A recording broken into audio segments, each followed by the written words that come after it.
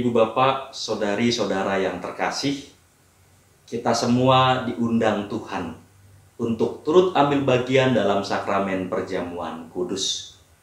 Oleh karena itu, pada kesempatan kali ini, mari kita bersama-sama beribadah dalam rangka mempersiapkan diri kita supaya kita didapatinya layak untuk duduk makan dan minum dalam meja perjamuan.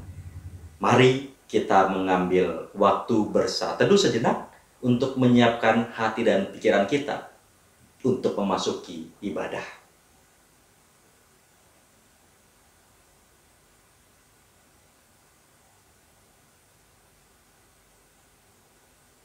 Ibadah persiapan perjamuan kudus ini berlangsung di dalam nama Allah Bapa, Putra, dan Roh Kudus. Amin. Kita akan bersama-sama mendasari ibadah kita melalui pembacaan surat Yakobus, pasalnya yang pertama, ayat 6 sampai 8. Demikian. Hendaklah ia memintanya dalam iman, dan sama sekali jangan bimbang. Sebab orang yang bimbang sama dengan gelombang laut yang diombang-ambingkan kian kemari oleh angin. Orang yang demikian janganlah mengira bahwa ia akan menerima sesuatu dari Tuhan. Sebab orang yang mendua hati tidak akan tenang dalam hidupnya.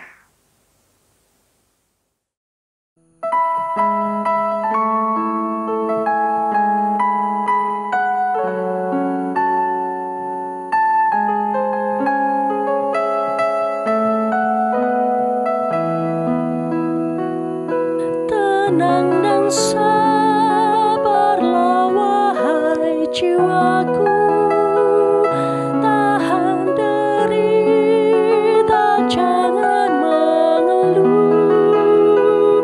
Serahkan sajalah pada Tuhanmu segala duka yang menimpamu. Allah setia tak mengecewakan, yang di naungannya ingin berteduh.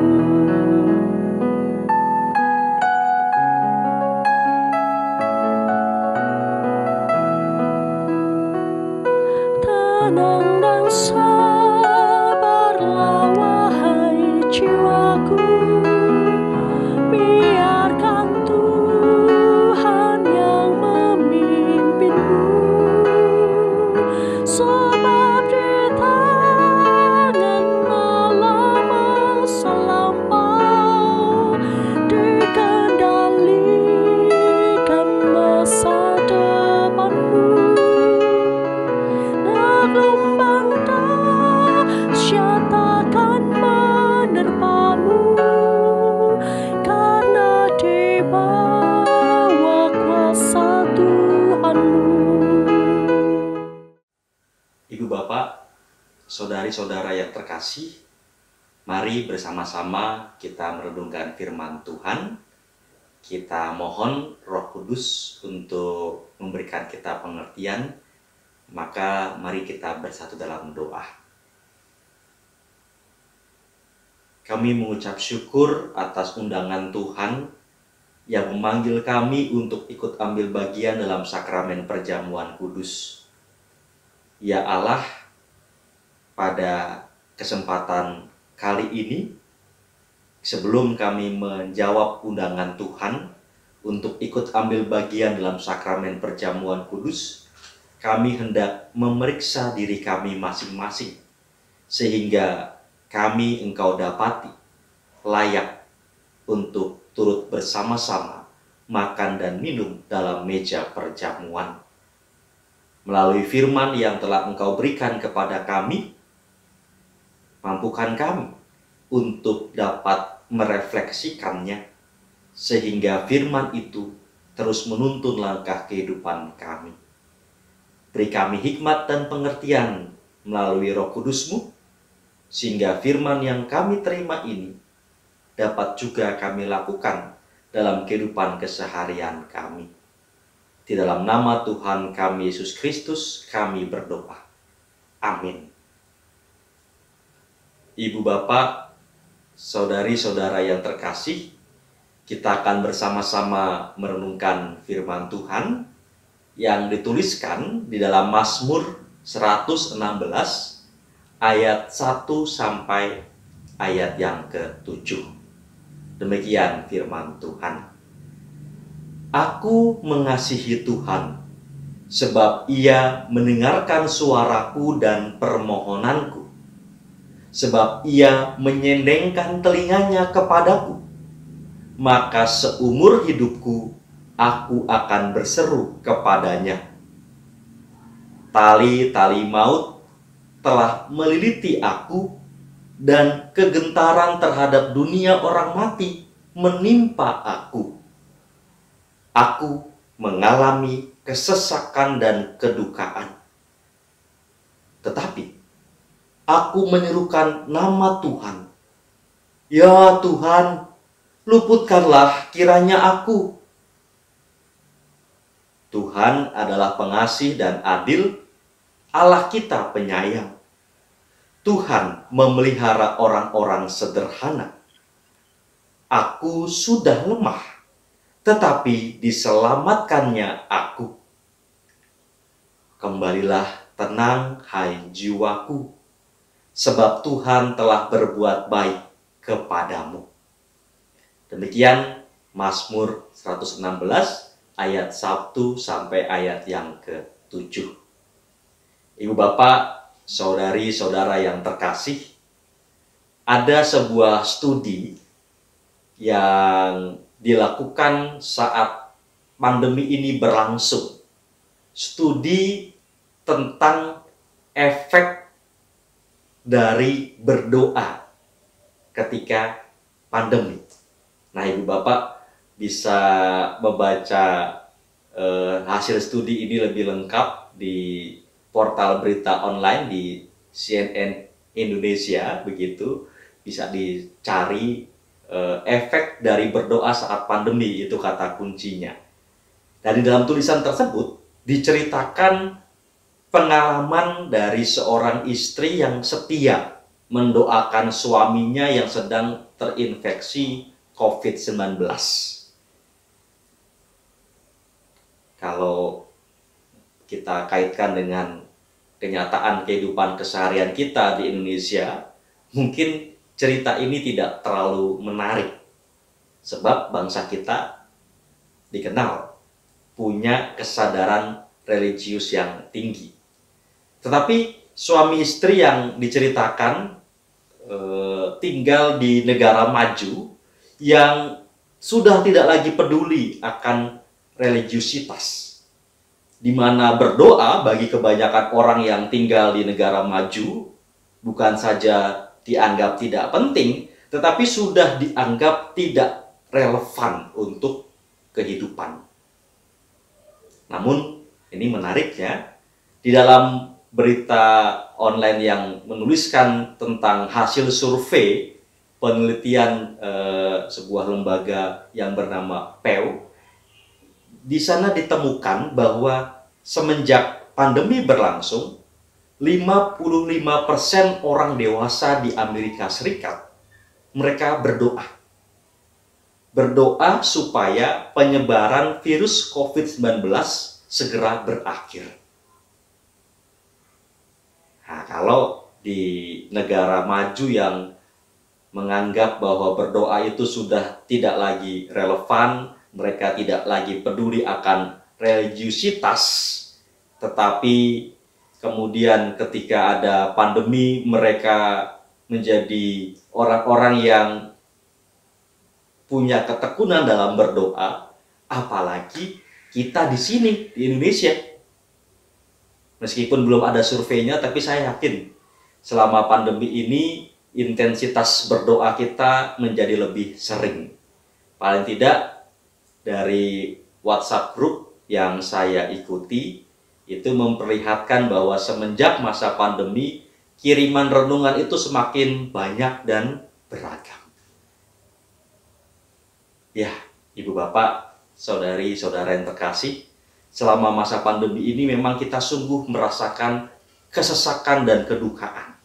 Banyak hal terjadi di luar kendali kita dan tidak ada kepastian. Kenyataan ini menyadarkan kita bahwa memang terdapat kekuatan adikodrati yang melampaui kemampuan manusia.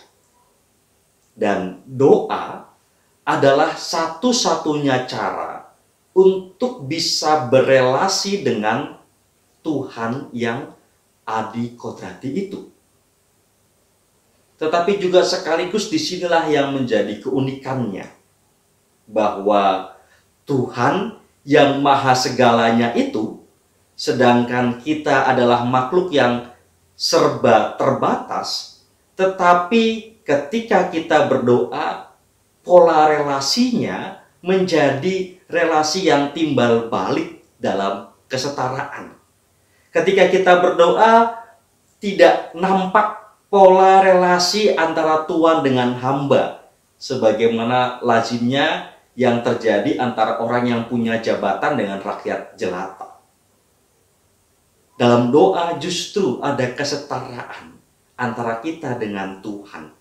Dan kesetaraan relasi antara manusia dengan Tuhan ini sudah banyak dituliskan di dalam Perjanjian Lama, di mana Tuhan dapat diajak bercakap-cakap layaknya seorang sahabat. Misalnya kisah Abraham yang melakukan tawar-menawar dengan Tuhan supaya Lot, saudaranya, tidak tewas dalam peristiwa penghancuran Sodom dan Gomora.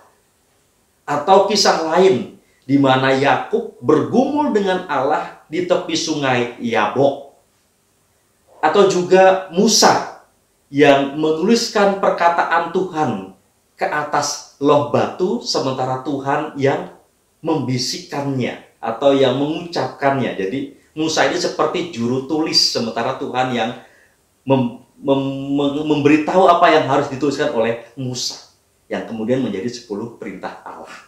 Dan masih banyak kisah-kisah yang lainnya. Tuhan begitu dekat, bisa diajak bercakap-cakap layaknya seorang sahabat.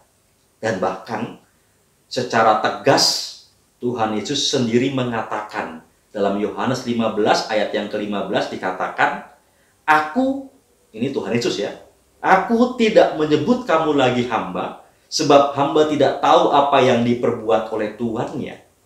Tetapi aku menyebut kamu sahabat, karena aku telah memberitahukan kepada kamu segala sesuatu yang telah kudengar dari Bapakku. Kesetaraan relasi antara kita dengan Tuhan menegaskan adanya keakraban. Dan ketika ada keakraban, maka di dalam doa kita melihat dari pihak kita selaku manusia, kita dapat secara terbuka dan bebas menyampaikan apapun kepada Tuhan. Sedangkan dari pihak Tuhan, Ia akan mengarahkan perhatiannya untuk mendengarkan suara kita. Dan inilah yang dapat kita baca di dalam ayat 1 dan ayat kedua dalam Mazmur 116. Aku mengasihi Tuhan, sebab Ia mendengarkan suaraku dan permohonanku. Sebab Ia menyendengkan telinganya kepadaku, maka seumur hidupku aku akan berseru kepadanya. Ada nuansa yang akrab, relasi yang menyenangkan antara kita dengan Tuhan. Dan tentu keakraban relasi ini tidak bisa dibangun dalam waktu yang singkat, butuh waktu yang panjang, butuh ketekunan. Maka sang pemazmur mengatakan, seumur hidupnya, seumur hidupku, aku akan terus berdoa kepada Tuhan. Tidak hanya saat menghadapi kesulitan kita berdoa, seperti saat pandemi ini, kemudian intensitas kita jadi lebih sering berdoa, bukan. Tetapi kita seumur hidup dalam kondisi apapun, baik saat pandemi ataupun nanti sudah lewat, baik saat duka maupun saat suka, kita berdoa dengan Tuhan supaya relasi kita selalu akrab. Pengakuan sang pemazmur bahwa aku ini sudah lemah, tapi diselamatkannya aku, menyadarkan kepada kita bahwa tubuh kita memang lemah dan rentan, baik terhadap penyakit ataupun juga hal yang lainnya. Pikiran kita sudah lemah dan kita sering diserang keraguan-raguan. Hati kita juga lemah. Buktinya kita mudah terserang kekhawatiran. Dan tubuh kita apalagi yang terbuat dari debu tanah ini sungguh lemah karena sering membuat kita terombang-ambing dalam kecemasan yang tak berujung. Maka sebenarnya tidak ada yang paling meneduhkan, paling menenangkan dalam hidup ini selain kita punya relasi yang akrab dengan Tuhan. Oleh sebabnya, ketika kita berdoa, doa itu bukan sekedar kita meminta apa yang kita butuhkan. Kalau hanya itu, kita sudah bisa membaca dalam Matius 6 ayat 8 dikatakan, Bapamu mengetahui apa yang kamu perlukan sebelum kamu minta kepadanya. Tujuan berdoa, sekali lagi, bukan sekedar kita meminta kepada Tuhan, tetapi tujuan berdoa adalah supaya kita selalu akrab dengan Tuhan. Dan keakraban itulah yang akan membuat kita berani menjalani kehidupan ini. Meski ada banyak persoalan di sekitar kita, kita tetap melanjutkan kehidupan kita.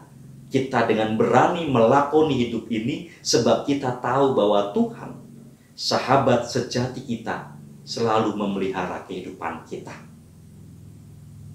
Besok, hari Minggu, kita semua dipanggil untuk datang mendekat kepada Tuhan dan menikmati keakraban dengannya melalui sakramen perjamuan. Ibu bapak, saudari-saudara yang terkasih, di dalam sakramen perjamuan tersibat misteri kasih Allah, di mana Sang Pencipta sudi menjadi setara dengan makhluk ciptaan. Ia duduk makan dan minum bersama dengan kita. Itulah tanda keakraban. Dan bahkan tidak hanya itu saja, Allah Sang Pencipta berkorban untuk menyelamatkan ciptaannya dari kebinasaan. Ia menyediakan dirinya sebagai tebusan atas segala kelemahan dan kerentanan kita, supaya kita kemudian menjadi tenang dalam menjalani kehidupan ini.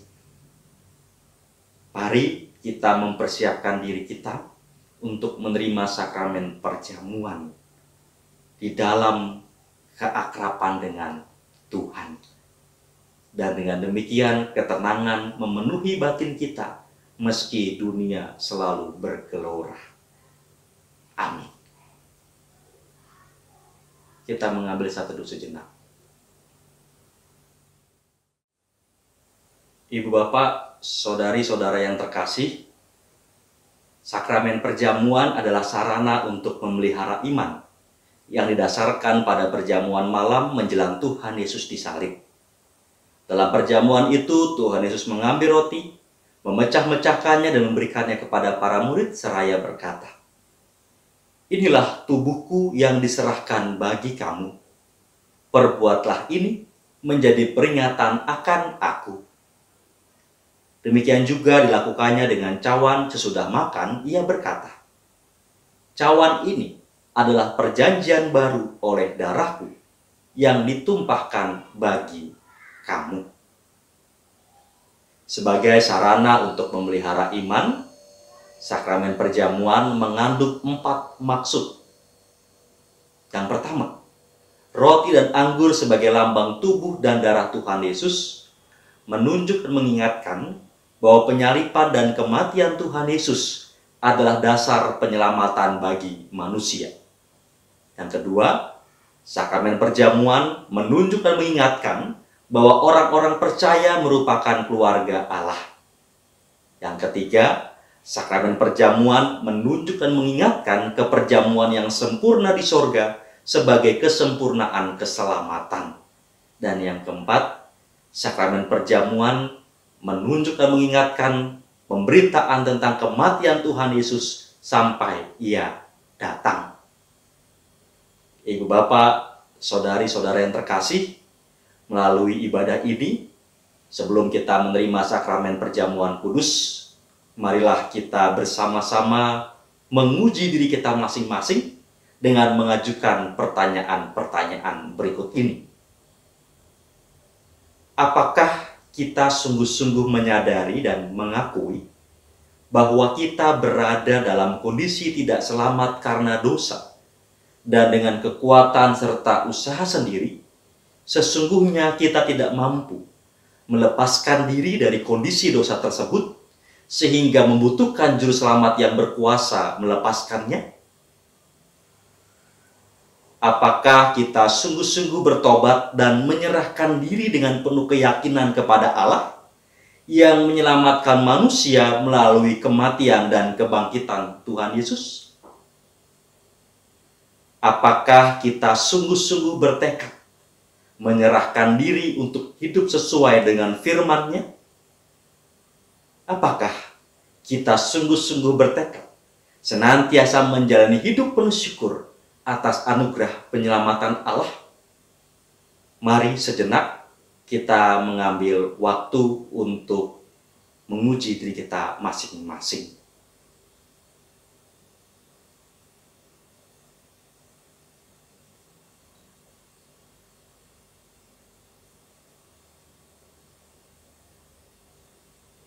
Tuhan Allah mengundang dan memanggil kita semua untuk turut ambil bagian dalam sakramen perjamuan kudus. Oleh karena itu, marilah kita menjawab undangan Tuhan. Bagaimana jawaban kesaksian ibu bapak, saudari, saudara?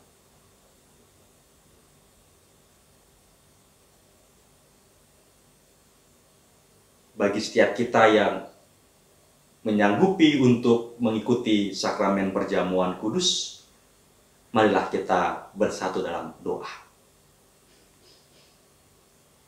Ya Allah, kami menyatakan kesanggupan kami untuk memenuhi undangan Tuhan di dalam meja perjamuan kudus. Namun sekaligus kami menyadari akan ketidaklayakan kami akibat dosa dan pelanggaran yang kami lakukan. Seringkali kami terombang-ambing karena gemuruh dunia. Seringkali pula kami mendua hati, sehingga kami dihantui kekhawatiran. Kami tidak sepenuhnya bergantung dan menyandarkan iman kami kepadamu. Di tengah-tengah segala keberdosaan kami ini Tuhan, kami sungguh merasa tidak layak untuk memenuhi undangan Tuhan. Oleh karenanya kami memohon, pandanglah kami melalui pengorbanan putra-Mu, Tuhan kami Yesus Kristus, di mana darah yang tercurah di Bukit Kalvari telah membersihkan dosa dan pelanggaran kami.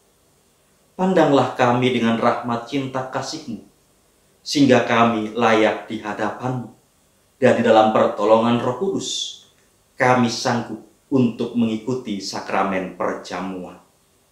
Kami memasrahkan seluruh kehidupan kami hanya dalam nama Allah Bapa, Putra, dan Roh Kudus. Amin.